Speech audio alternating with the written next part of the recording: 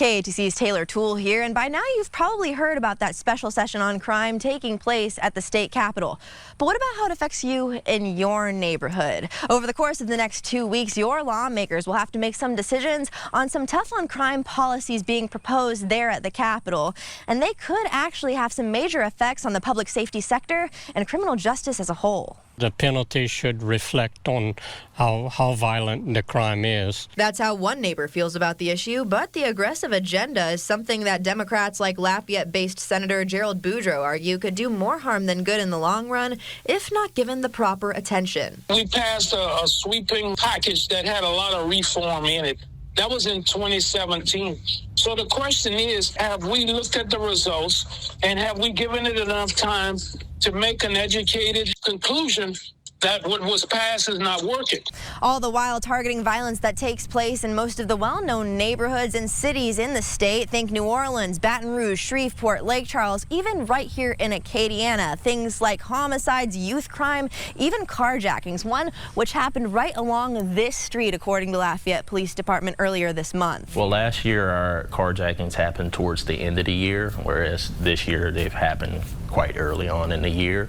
So as far as the increase goes, I would say we're at a decrease right now. That's what police say about the issue, with a reported 6 cases over the course of 2023 and 2 since the start of 2024. But since switching to a new record-keeping system, LPD was unable to provide any citywide statistics for years prior.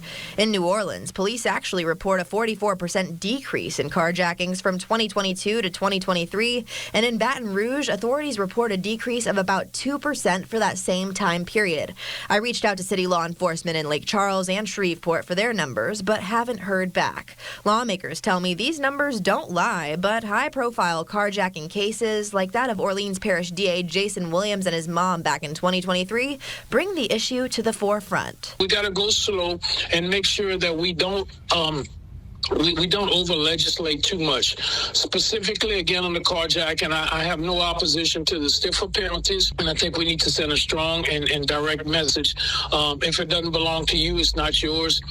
You're not entitled to take something away like that. Take a look at the books, and you'll see the current sentence for carjacking can be anywhere from 2 to 20 years in prison, and the sentence for carjacking with serious bodily harm is anywhere between 10 and 20 years behind bars.